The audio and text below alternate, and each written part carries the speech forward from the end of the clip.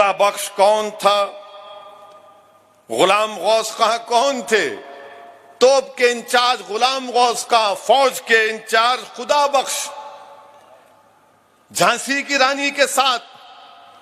मगर जो मुसलमानों से नफरत करते, मैं उनसे कह रहा हूं, मैं मुसलमानों से नहीं कह रहा हूं, जो मुसलमानों से नफरत करते उनको आईना दिखा रहा हूं। जाके तारीख पढ़ो, हिस्ट्री पढ़ो।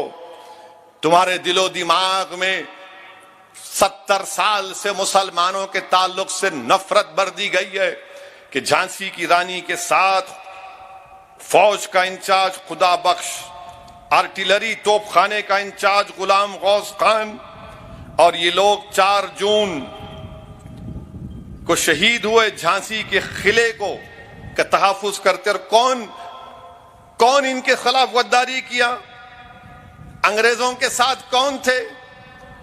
ये ग्वालियर के सिंधियास थे जिन्होंने झांसी की रानी से लड़ाई लड़ने आए थे। और झांसी की रानी के साथ जो एक हमेशा एक खातून महिला साथ रहती थी, वो क्या हिंदू थी? नहीं, वो मुसलमान थी।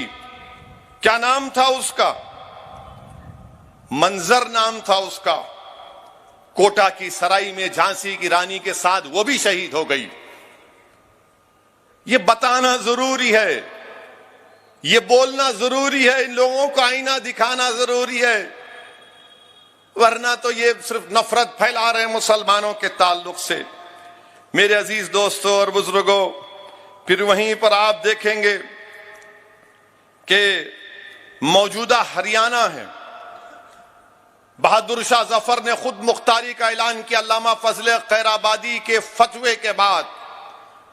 और अल्लामा फजल खैराबादी दिल्ली की जामा मस्जिद में खड़े होकर अंग्रेजों के खिलाफ जिहाद का फतवा दिए थे। और उस वक्त जुमे की हर नमाज के बाद यह ऐलान होता मुसलमानों से कि जिहाद करो अंग्रेजों के खिलाफ, जिहाद करो अंग्रेजों के खिलाफ। तो हरियाणा का हिस्सा जो अब मौजूदा हरियाणा, वहां पर बहादुर शाह जफर ने जिम्मेदारी दी 2 लोगों को, एक हुकुम जैन को और मुनीर बेग को। ये बेहतरीन मैथमेटिक्स पढ़ाने वाले थे, बेहतरीन जबान बोलते थे। हुकुम चंद और मुनीर बेग, इन दोनों को जिम्मेदारी दी गई। अंग्रेजों से मुकाबला किया, बाद में शिकस्त हुई।